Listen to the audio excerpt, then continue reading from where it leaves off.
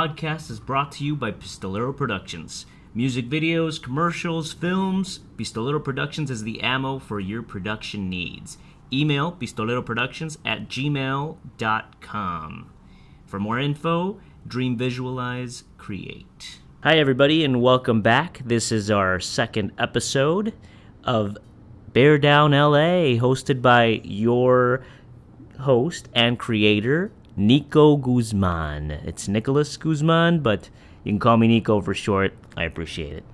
Anyway, today's notes are, wow, what a game for Trubisky. First time that he's actually on the field, and a lot of people in Chicago right now are very, very happy. I've been hearing it for the last few days. Everybody's extremely excited about this kid.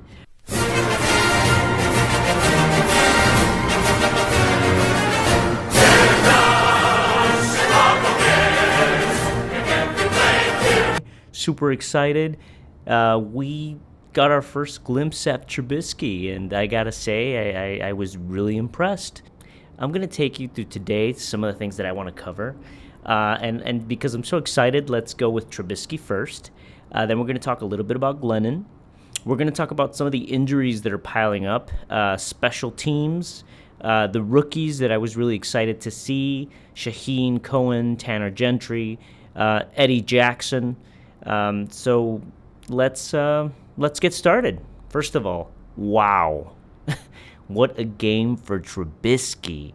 I mean, geez, everything was going wrong.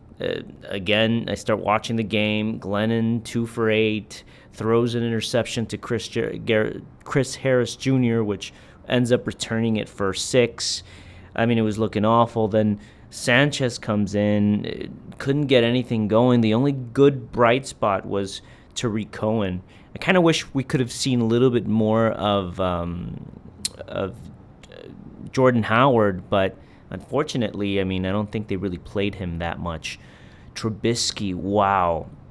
His first pass was actually, I think it was dropped, but it was negated by a penalty.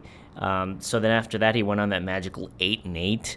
Now, it was against second stringers and third stringers, but when's the last time you've seen a Bears quarterback actually go out and execute the way he executed? Not only that, he has the pressure of being the number 2 pick. And I was beyond impressed. I was sitting here like I was drinking a beer because I'm recording this from my home, actually, from my home studio. So I'm drinking a beer. I'm watching the game. I'm really depressed because, you know, although Denver hasn't really dominated the game, I mean, they were pretty much, their defense was, manhandling our offensive line, and it just looked awful. And then Sanchez comes in, and I'm praying to God. I'm like, please, I don't want to see this guy. I really don't. I don't see. I think if you want a veteran leader, I think you want Glennon.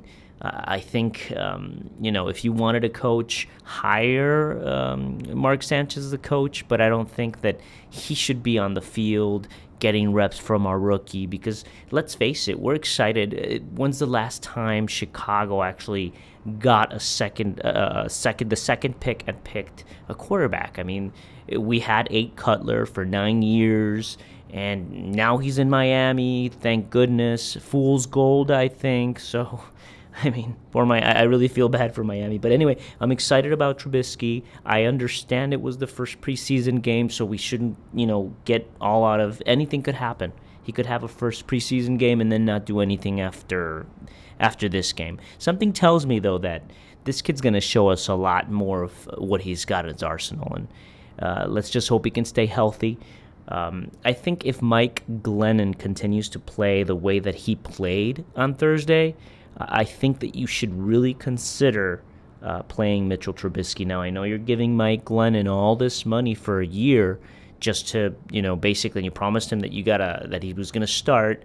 But I think, man, I think you got to put out the best players available that are, going to help us win. Well, Trubisky went almost perfect. He was exciting to watch. He was good throwing on the run, powerful. He knew when to slide. He knew when to run. He has great pocket awareness. Really, I mean, I walked away really impressed with this kid.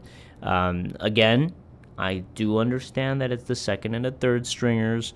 I was listening to Stephen A. Smith and Shannon Sharp. I mean, not Shannon Sharp. I forget what his name is from Undisputed. And again, I know they wanted Chicago to draft Watson. I wanted Chicago to draft Watson, and Watson looked good. I see why Ryan Pace saw some of the things that he did in Mitch Trubisky, and I've been like, man, I will go back and I'll watch film, and I've watched North Carolina film, and I saw little attributes, but I don't know, I just didn't see it. It doesn't pop off on the North Carolina film the way it does on the field, and sometimes a lot of these players don't really go out and execute the same way that they did in college. But this kid seems poised. He seems ready for the moment. Like I said, I mean, he looks like his body looks like it can hold up to the rigors of the NFL. And, I really liked his confidence after the game. He's just talking about, no, this is Mike Glennon's team. I had more opportunities. I mean, he knows what to say. O-line did a great job taking care of me. The running backs, receivers did a great job moving the ball, catching it, and running it. So I thought it was good. Obviously, you want to come out with a win, but we did a lot of good things, and then there'll be a lot of things on film that we can learn from. So it was a good start, but we got a long ways to go. What was the benefit of coming in a 2-minute situation? Yeah, that was good. A lot of great situational work throughout this game, and that's what I need at this point. Just the amount of reps, seeing different coverages, and then just trying to control the situation and go through our 2-minute offense. So it's great to get that situation in for me. What was the key to the first 10 completions there in a row? Was it a lot of the play calling, or did you just feel like you were really in it? Just got into rhythm, play calling. Guys were getting open. O-line did a great job giving me time, moving the pocket, and just playing within myself and the offense. Just creating rhythm, but got to give a lot of credit to those 10 other guys. They made my job easy for the first, whatever it was, completions.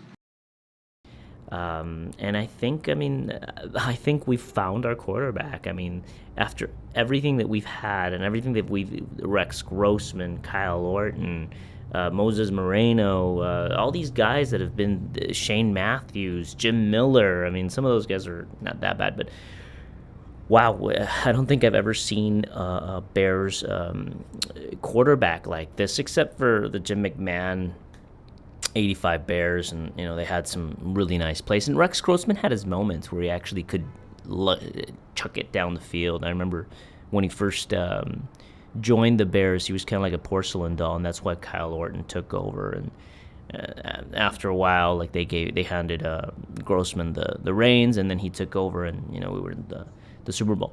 So thankful for that. Well, let's switch over to Glennon. Wow. I was expecting more out of Mike Glennon. I seriously heard so much about his preparation, about how the team's willing to play for him, and that to an H start. I mean, his decision-making was throwing into triple coverage. I think it was to Miller, tight end Miller, that he wanted to squeeze it into, and he had Kendall Wright open. Wow, I mean, none of his decisions looked like he was comfortable. It looked like he was rattled. Now, a lot of that is due to maybe Denver's defense, but they didn't even have Von Miller out there. They don't even have the same defensive coach. I think Wade Phillips is in the LA Rams now. So, I mean, that's not an excuse. A pick six on one of your first plays, I mean, okay, good thing it's preseason. Let's work that out. I think he's going to be better, but I think you're going to get out of, after watching Glennon, I mean, you could almost see it on the sidelines. He was like, wow, like this kid's coming out and outperforming, and it's a tough situation that he's been placed in. I'm definitely eager to get out to Arizona and play there. Obviously not the start we wanted at all. I didn't necessarily play well, but early in preseason, and we still have a month out to our first game, so a lot to improve on, and look forward to getting back to work on Saturday. Mike, what went wrong? What are some of the things you're taking away? I mean, really, the first interception ball just got away from me a little on there, and then I don't know. We'll see more when we watch the film, but just as an offense, myself weren't clicking tonight. But like I said, there'll be a lot to learn from, and I think we'll still be a good offense. But I think people or players that are good take those tough situations and they make positives out of them. Like Mick Trubisky, just to kind of go back to him, he seemed super relaxed. Another thing about Glennon is that botched handoff from center that he just kind of launched. Cody Whitehair launched the ball overhead. It's like, come on, man. You got to be able to do that, and as a quarterback, you got to be able to talk to him and not really like get in his face. And I've noticed and I've heard that it's gone on a lot in training camp. Hell, today is Saturday, and I believe they had another one of those in training camp. So you got to clean that up. You got to come ready for Arizona. They're a good defense, so I'm looking forward to seeing what he's going to do. Hand it off to your running back for a little bit, like Dell Loggins, help him out a little bit. He's a different type of quarterback. He doesn't have the rollouts that Mitch Trubisky does, so he's a pocket passer. He's a pure pocket passer, so that means his release and his decision-making have to be on point.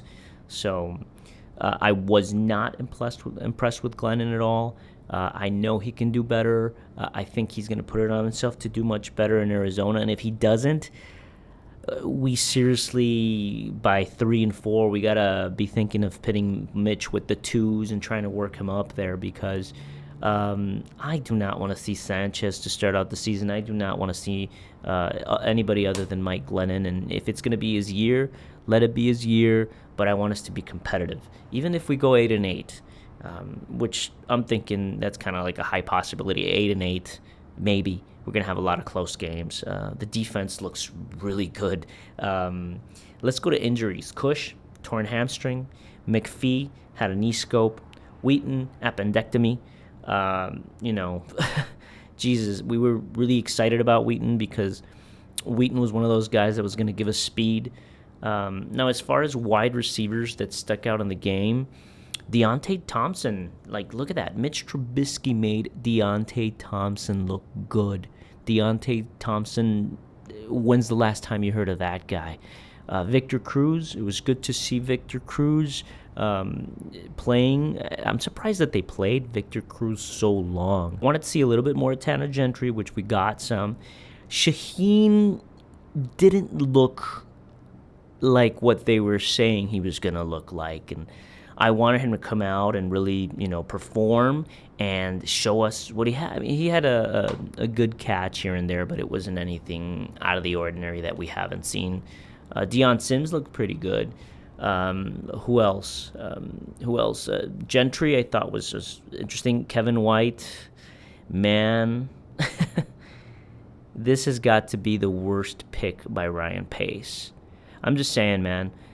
You got to go in there for a series or two and show how tall you are, show how fast you are. And I understand he's coming off of 2 knee surgeries. Actually, one was shin splints, and then the other one was, I forgot what it was. But he's coming off an injury. Maybe they're trying to play him back. But I mean, this is where you got to show plays. You got to show up, because if you don't start showing up in the preseason, I really think preseason translates to you doing better during the season, because if you start getting some confidence in these preseason games, it's going to translate on the field, because you start feeling good about yourself. You start feeling, okay, I can do this. I can work my way in. And he doesn't have to jump and try, but just try to get yourself open by the side. I mean, I don't know what type of plays they're calling for him. And I don't know if they want to run across the middle or, just slants, heading kind of like Deontay Thompson was catching. Those type of balls where he's just running out of the field, Translating over to running backs, I thought I kind of wanted to see more of Jordan Howard, but I'm thinking they're playing it safe and close to the vest with Jordan Howard. Although I believe, man, you got to let him play. And maybe he's just phoning it in. I don't know. He hasn't looked amazing from what I've heard in training camp. He's looked good. I mean, we know what he can bring, but I'd still want to see a little bit more. And Hopefully, maybe they're saving it till preseason game 3, but let's see. Cohen, wow, you could see what Ryan Pace saw in him. The guy's shifty, the guy's fast. You can lose him. There was this one run where he just ran behind the offensive line, and he kind of, if he would have stepped it up a little bit, he would have disappeared.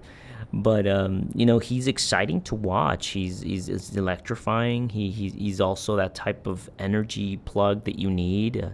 I'd like to see how his blocking is. Like to see how he is against bigger players, stronger players.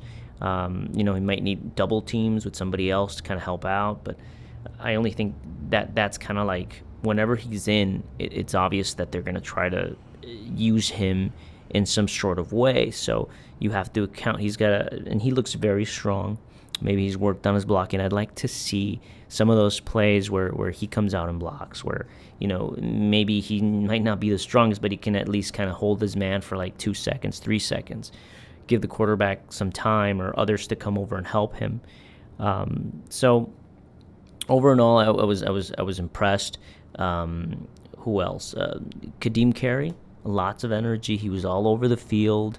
He looked interesting. This new guy that we brought in, it was just like that extra, I forget what his name is. Joshua Rounds, I think it was. I don't know. I think they just brought him in for camp. He didn't look terribly impressive. He had one run that looked good. I'd like to see Jeremy Langford, and that's a damn shame that he hasn't been out there. He hasn't just been able to stay healthy, and that sucks. I mean, you need him out there, and if he's not even available for preseason games, how can you move forward and trust this guy? Okay, special teams. I've never been a huge fan of Jeff Rodgers. We had a coach, Dave Tobe, in special teams that was amazing. I mean, he motivated his players to really get up there, and special teams was such a great area under Lovie Smith that I kind of feel it's fallen off ever since then. It hasn't been the same. Special teams used to help us get better field advantage. Devin Hester used to put us in perfect places to be able to score, and I just feel like Jeff Rodgers is kind of like in the middle. He's not horrible, but he's just, I don't know, we haven't been able to find that return man that is good, and I think it all goes kind of back to the head coach and how he motivates you and how he pushes you to want to be better, and how he picks the right people for the right job as far as special teams goes. Never been a huge fan of this guy. I want to say he came over from Dallas before, and they didn't look good. Now their special teams kind of looks better. I'd like for us to explore and maybe try to find some other special teams coach out there. Okay, here it is. We finished, this is the special teams rank that we had. We finished 27th in special teams with a composite of 444.5. And I don't know who grades that, according to Rick Gosling of the Dallas Morning News. We only finished ahead of the Jaguars, the Packers, the Jets, Cardinals, San Diego Chargers in those overall rankings. Now, in this preseason game, some of the blocking for the punt returns was really bad. I mean, one player was going one way and we were going headed the other. It's like, come on, man. And it goes back to the head coach. And I just think he's kind of, ever since he's been here, that whole area, it's always been a problem. I have a problem with using Eddie Jackson or Tariq Cohen as a punt returner. I've always thought that if you're a major star, and we're kind of hoping to have both of those guys, because Eddie Jackson actually looked really good, and he was all over the field, and everywhere you saw, Jackson was there, and he has this ability for being able to be close to the ball that it just jumps off the footage as soon as you see it. Tariq Cohen looked okay in some of those punt returns. I have to go back and really look at it, but he was decent. I think that if you're planning to use them as they are, the Joker back, I think that you have to be really careful in that you protect your investment for that fourth round. They're both fourth round picks. Jackson was picked ahead of Cohen. And nobody really, fourth rounders, really expect you to, pitch in right away. But I think that you shouldn't be fielding your best players or players that you are hoping that will help during the season, not just on punt. Because here's the thing, when you're doing punt returns, you're going to get hit. You're going to get hit really bad. And I think that you're a football player and you should, but Eddie Jackson is coming off of, I believe, a knee injury that he had. And then Tariq Cohen's a smaller guy. Like, it's one thing if you're running for like 2-3 yards, but if you're running down the field and people are just gunning at you and there's not 1, 2, 3, 4 guys running full speed like that, it all kind of spells disaster. And I would rather focus on one player at a time or have a special teamer that's out there. And if you want to try them every once in a while, that's fine. But even then, I'm kind of like, I wouldn't want to risk it. And Tariq Cohen looks like he can be a major weapon as far as giving us a spark when something's not going right with the passing game, or, I still, hopefully in Arizona, we'll get to see more of Jordan Howard. I want to see more of him. I still, he had an amazing season, and that he's good, but you still kind of want to see some of that before we start the season so that you feel pretty good about it once the season starts. I think Tariq Cohen's going to be good, man. I really do. I think he's going to have some major plays, and I think he's going to be, close to the next Darren Sproles, if not better.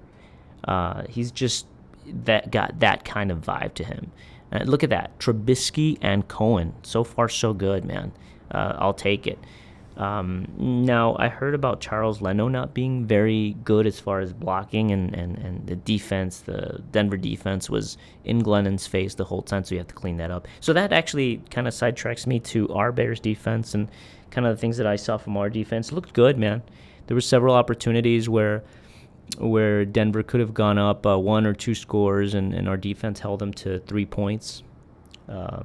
So that's good. I'd rather be giving away 3 points than 7.